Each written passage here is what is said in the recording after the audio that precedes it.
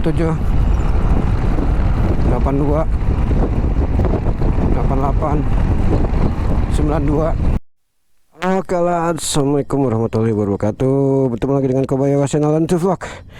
Oke, jadi hari ini KB mau bawa si Fox R, Polyton Fox R, yang ini adalah merupakan hari keduanya ya. KB mau bawa ke bengkel. Dan kalau ngomongin soal kapasitas bagasi, tentu saja bagasinya sudah cukup luas ya untuk membawa barang-barang seperti ini ya. Jadi ya memuaskan lah, cukup memuaskan lah. Misalkan dibandingkan dengan ini Honda M1 gitu ya, yang nyaris nggak bisa bawa apa-apa. Right, oke. Jadi kita akan review ini motor sesuai dengan apa adanya. Alright, yuk. Bismillahirrahmanirrahim. Oh, ada gigi mundurnya. R, salah. R terus, sambil harus di ini tapi ya dipencet terus ya. Nggak bisa enggak ya.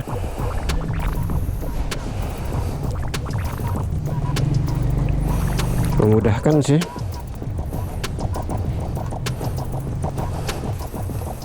Coba dipencet terus R-nya terus digas.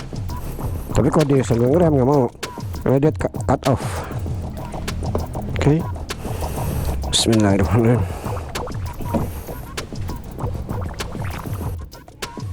Bismillahirrahmanirrahim. Oke, di awalan ini D. Jadi karena kemarin udah KB pakai dulu ya, jadi KB udah tahu lah karakter motor ini seperti apa. Oke, jadi akan langsung aja KB bahas, nggak pakai basa-basi, biar juga nggak kelamaan. Bicara ergonomi, ini motor enak pada dasarnya, cuman decknya terlalu tinggi. Oke, decknya terlalu tinggi, itu yang pertama. Ini kalau jarak jauh, efeknya kan jadi kayak jongkok nih kita nih, ya di kaki kita nih, kelihatan ya. Efeknya kan jadi kayak jongkok. Itu kalau lama-lama, kalau jarak jauh lebih dari 30 atau 40 km ke atas jarak tempuhnya, itu kami cukup yakin akan bikin pegel. Karena kaki kita nekuk terlalu lama, itu yang pertama. Nekuknya tuh nekuk banget ya, udah kayak tekukan segitiga begitu, malah cenderung jongkok. Ininya lebih tinggi, posisi ininya nggak lurus begini, nggak, tapi agak begini gitu ya. Itu yang pertama ya, efeknya akan bisa bikin kita cepat pegal atau mudah pegal gitu. Dan kenyamanan duduk atau tempat duduk gitu ya, seat gitu ya misalnya, maksudnya ini joknya udah empuk, dan ini harus diakuin empuk, nyaman. Meskipun di bagian tekukannya yang begini nih, di bagian slope-nya yang begini, dia agak sedikit tipis, tapi secara keseluruhan ini layak dikasih nilai 8 atau 8,5 gitu ya, dari sisi keempukan busa jok gitu. Kemudian posisi kaki atau area kaki, area deck ini banyak banget posisinya yang bisa kita lakuin. Bahkan bisa selonjoran seperti ini, let's. Kelihatan ya, bisa begini, bisa di sini, bisa lagi mundur dikit lagi, masih bisa mundur sekali lagi ya, bahkan bisa lagi ke belakang lagi. Nah gitu. Cuman kalau udah ngomongin ke belakang banget, nah ini udah jongkok banget ini motor posisinya kita nih begitu. Itu aja sih yang kurang sebenarnya. Kalau misalkan dia bisa lebih rendah lagi, itu kakinya pasti akan relax lagi. Itu doang sih. KB juga nggak paham kenapa bisa setinggi itu. Mungkin karena ada efek baterai ya, yang udah lumayan ngabisin tempat gitu ya. Nah dari sisi kalau berhenti kaki gimana nih, atau seat headnya ya, ketinggian joknya ya, aman sih. KB tingginya 165 cm, aman banget. No worries, tidak ada kekhawatiran akan terjatuh atau bagaimana. Begitu. Kalau desain sih selera lah ya, nanti kita akan bahas di bagian terpisah. Desain selera, tapi pasti mayoritas konsumen akan suka karena bentuknya memang cakep sih, memang manis dan memang ganteng, juga sporty. Jadi tidak akan sulit. Ya, ini bocil-bocil pada kemana sih? Tidak akan sulit buat konsumen itu untuk langsung suka ya, karena memang pada dasarnya bentuknya itu udah bagus, udah baik. Performa, oke, ini di atas nih ada jalan lurus. Kita langsung ke S aja ya. Kita akan nanti bahas D-nya nanti. Kita akan langsung tes top speednya. Nah, mantap. Ini kalau udah di S nih, dorongannya tuh kayak dorongan VVA atau VTEC, kayak ada boostnya gitu. Ada dorongan boostednya.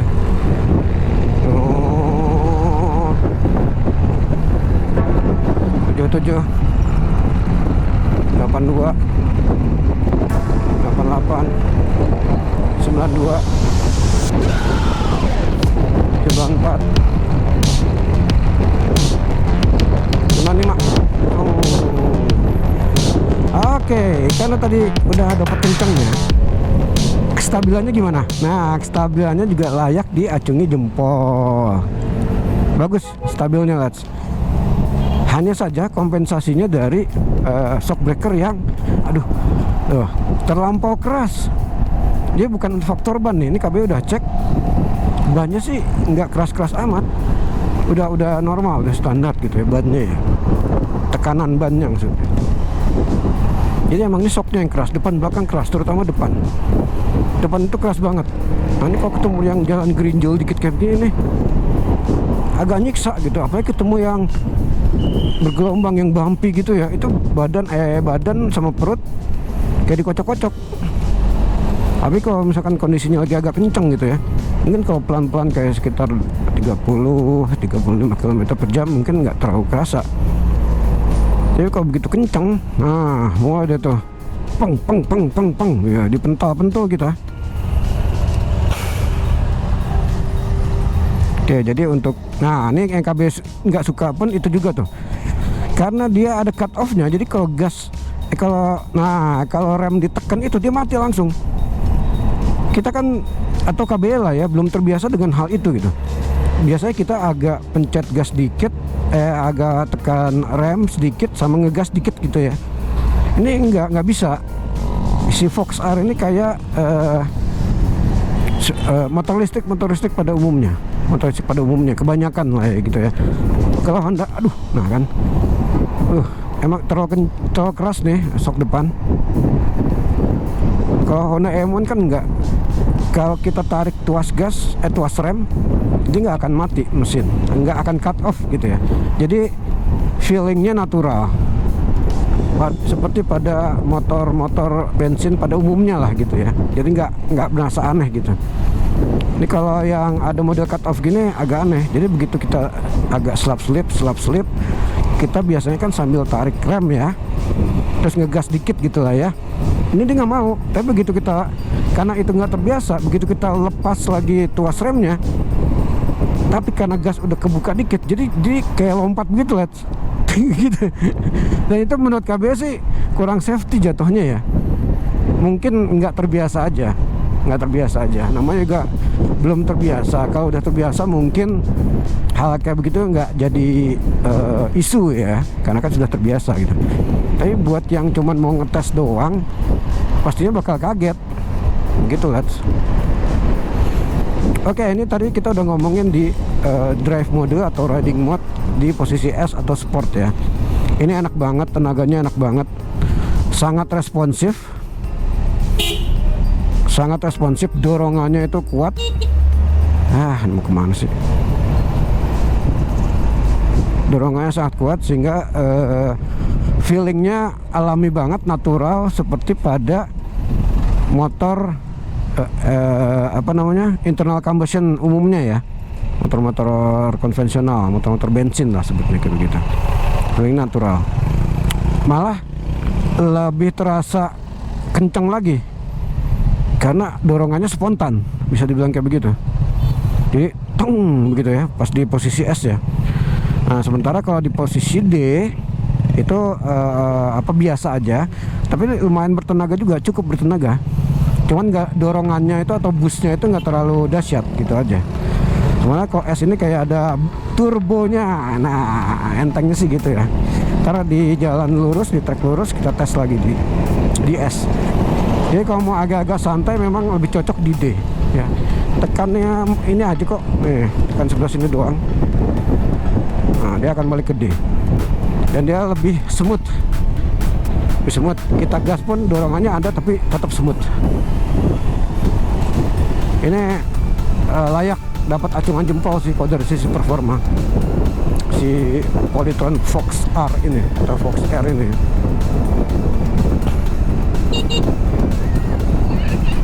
Cuman sayang nih ya, posisi speedometer kurang naik dikit. Jadi tulisan tripnya itu ketutup sama mata kita tuh nggak terlalu kelihatan, ketutup sama ini nih, bonggol ini nih.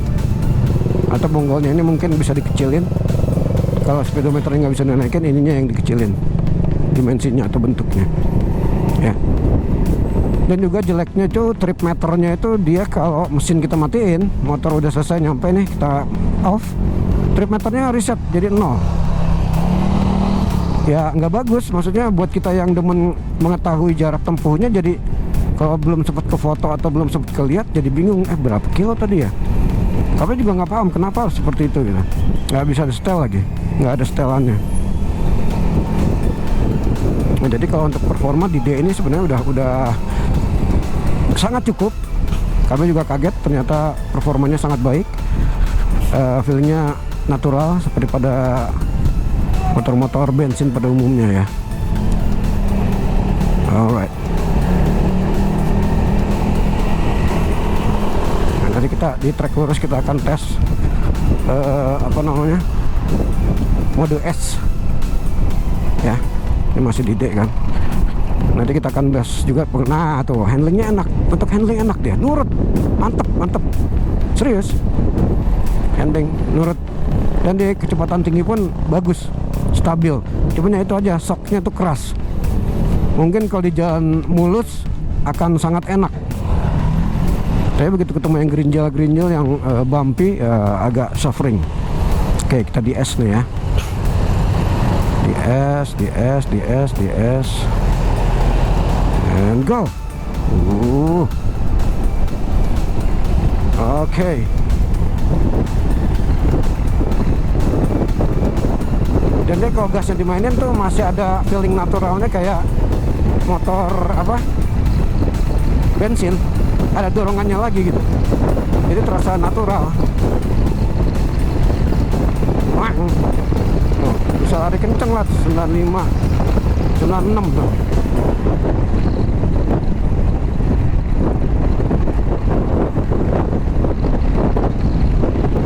Cuman dia kalau udah 96 mentok-mentok di 98 dia nggak mau naik lagi.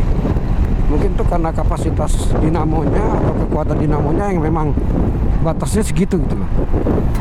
Nggak kayak motor bensin yang misalkan udah mentok tapi masih bisa naik lagi. Kalau listrik enggak. Kalau udah segitu ya segitu gitu. 98 ya udah. Kalau GPR kayak gimana juga 98 udah mentok. Oh, seng. Oh, buat nikung juga. Oh, stabil. Ini kami suka nih. Sekali lagi cuman keras aja, jadi kurang nyaman. Keras. Itu doang. Sama deknya ya, deknya tadi terlalu tinggi ya. Oke, lanjut kita akan bahas soal pengereman nih lads. Sayangnya untuk rem depan kurang responsif. Kalau pakem sih pakem selama kita nekannya banyak gitu ya, pakem dia. Tapi kalau kita biasa dengan yang sedikit sentuhan gitu ya, itu pasti kita akan agak kecewa loh, kok masih ngeloyor gitu. Nah itu doang sih yang jeleknya di situ. Tapi kalau misalkan dikombinasiin antara depan sama belakang itu mantap, cuman somehow lebih kuat yang belakangnya terasa banget pakemnya tuh terasa banget dibanding depan gitu. Kalau depan tuh kayak masih ngeloyor. Jadi harusnya kalau KB pribadi ya, karena kan sudah terbiasa menggunakan rem depan terlebih dahulu biar nggak ngepot belakang tuh. Kalau kita biasa pakai rem belakang, itu kalau misalkan terjadi hard braking itu pasti ngepot, kecuali ada ABS-nya ya. Biasakan rem depan dulu yang digunakan, insya Allah nggak ngepot. Lebih bagus lagi kalau kombinasi gitu Les. Apalagi ya, oh untuk lampu depan penerangannya masih kurang, masih mengecewakan, nggak terang malah gitu ya, jadi kayak seadanya aja kalau malam. Kalau mau agak terlihat lebih terang lagi, lampu jauhnya harus dinyalain. Tapi kalau lampu jauh dinyalain silau dong, ya kan? Nggak bisa terus-terusan. Ini yang harus diperbaiki itu lampu juga tuh. Sama lampu sen belakang itu kasih LED lah. Depannya kan udah LED ya, lampu sennya ya. Jadi tadi handlingnya juga udah oke, mantap. KB suka banget handlingnya, lincah dan stabil, konsisten. Kalau lincah sih enggak banget lah ya, tapi cukup bisa diandalkan, terutama pada saat kita melakukan manuver-manuver slap slip. Hanya saja yang bikin kagok adalah ini nih cut off